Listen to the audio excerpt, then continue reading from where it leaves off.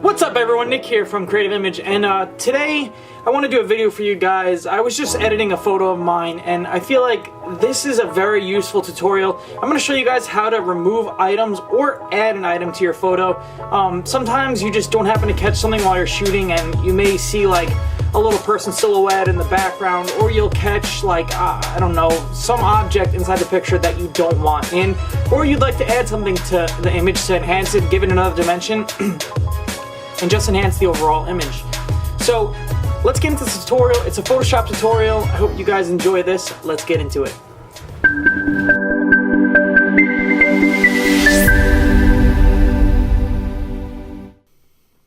Alright, so here we are on Photoshop. This is a picture right before I did all the Photoshop editing. I posted on my Instagram, so if you guys want to check it out, you could check it on Instagram. I'll post my username for my photography right here. But this is it before I did all like the editing. I had a couple little items that I wanted to take out, so I thought it was the perfect time to do a little tutorial on how to remove items. So you see in my picture, I have like this weird post here. Let me see if I can zoom in for you guys. You see like right here, it's like a weird post here. There's like some weird feather things there. I don't know, which I really don't like. And then there's a couple of very weird like twigs, rocks, and then garbage. Yeah, welcome to New York. So I want to show you guys how to remove all the items in a photo, or if you want to remove certain things inside of your photo. So what we're going to do is we're going to zoom out first. And from here, what we're going to do is we're going to duplicate our original layer, because you want to work non-destructively. You don't want to damage the original image in case you do have to go back. So on a Mac, it's Command J. On a Windows, it is, I believe, Windows J. I don't know what the actual Windows key is. All I do is I work on Macs. I went to school on a Mac. I did everything on a Mac. So doing things in Windows is rather hard for me. What it is, it has to be Command J or Windows J, whatever it is. Or Function J, whatever your keyboard has. So now we have a duplicated layer right here. And what you're going to do is, there's so many different ways to do this. I'm going to show you the quickest and usually the most effective way to remove your image. If your picture is pretty clear, this works. So the fastest way to do this is you zoom in on the object you don't like. And you take your spot healing brush, which is right here. It's a little band-aid thing. There's multiple here, patch tool. Like I said, there's probably 10 ways to do this. Probably more. And you grab your spot healing brush, and from here you make your brush just a little bit bigger than what the image is, the item is, I'm sorry, and you take your brush, and I would say you do one pass at it. And one pass is usually enough, but sometimes you have to do multiple passes. So like, say, to fix this, you give it a tap and it's pretty much gone. So before and after, and then before again. So let me keep it on, and let me show you how I could pretty much take this sign out if I wanted to. So like I said, make it the same size as the object you're trying to remove. Come here, and I'm going to work in little sections just so it has time to process and edit. I don't want to do the whole thing, because that's when Photoshop thinks like, oh crap, I have to do so many things at once. I like doing little sections. So you see there's the water, that's gone. Now let's take this right here, go right over it. The whole item, one pass. See, so like, here's for example, you see down here, it's not perfect. Right here in the sand, it kind of left like a weird look to the sand. It looks rather fake. It looks like I removed something. So what you could do is you could come here and just kind of re-drag over it again, and it'll resample. Sometimes just tapping works, which I like to do. Tap, play with it. And then if you have to, you make your brush smaller and work in little areas until you get it to where you want it to look pretty natural. I'm happy with that. So this is a perfect example on how to do a different way of removing an image. So everything else worked perfectly, pretty seamlessly. From what right there, you see it's gone. Now I'm going to show you another way to do this. Removing an image, I like to use the clone stamp tool. This is my probably number 2 if the image is a little difficult. And what you do is you make your brush. I wouldn't do the whole thing because there's a lot of movement in the backgrounds and the clouds. It's not straight lines, so it's rather hard. What I'll do is you hit Alt and click on a point you want to sample.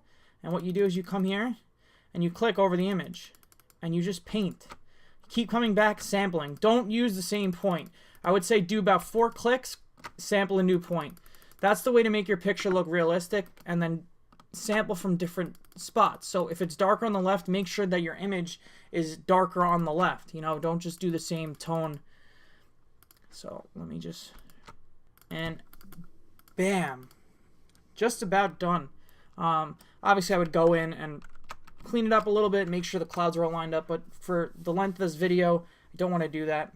All right, one more method really quick while we're here of removing objects is you go back to where your spot healing tool is, and you click and you hold.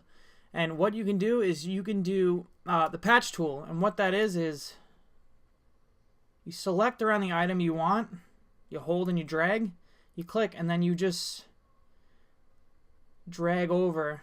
Well, let's come over here because I don't want that object. And you click, and bam. It's not as clear. You kind of see that you did something there, but it's really easy. So like I said, you click this, you click your patch tool, you click down once, and you kind of hold and you drag around the item you want. It's hard to be precise, and you just click and drag, and bam, all that's gone, and it kind of blends it for you. Not as great, but whatever. So here's the overall image. Let me zoom out for you guys. This is before, this is the after. So if you don't want that image there, that's whatever. But I'm going to show you guys the next part of adding items with it as the original. So now I went online and I got some PNG items online. They're easiest to work with. They're already cut out. It's easy. So what we're going to do is we're going to put a beach ball and a picnic basket here.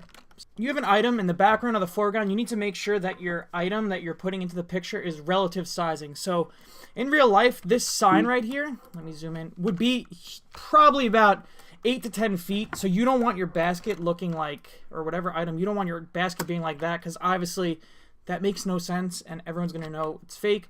So make sure you kind of do a nice little perspective of what it is. So a nice small picnic basket, and we're going to put a beach ball right next to it.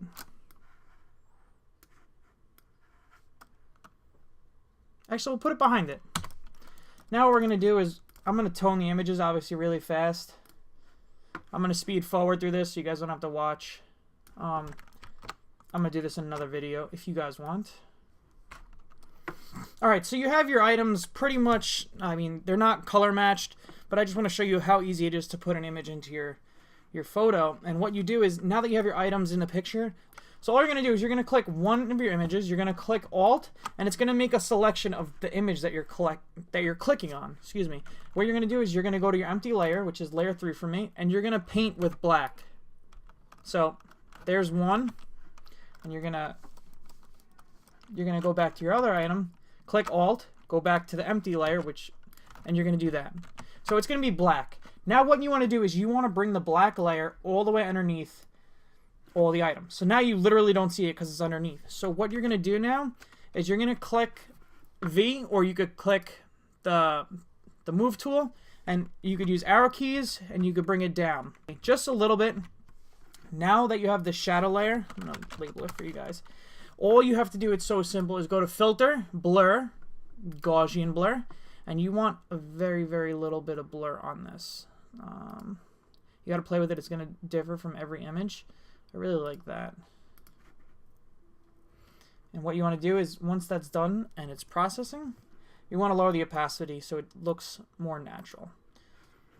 And there you have it. I mean, obviously, you wouldn't want a picture like this, but I could pretty much put this where I want. And if I wanted to, I could put a towel down or something and make it look like there was someone laying here. But well, I hit you guys with an outfit change because my Bluetooth mouse actually died 3/4 of the way through that, so I needed a shower and do something to pass the time while I waited for it to charge. But now that this video is done, I put it back on the charger. I totally forget to charge these things, so for any of you guys that have one of these, they never die, and when they die, it sucks. It's in the most important time of the middle of recording a video, obviously. But yeah, so hope you guys enjoyed the video. I hope you guys try these techniques out on your own photos, and try playing with things, adding different dimensions or moving different things from your photo just to create a cleaner overall image. So thank you guys for watching. Don't forget to like, subscribe, and comment, and I'll see you guys in the next one. Peace!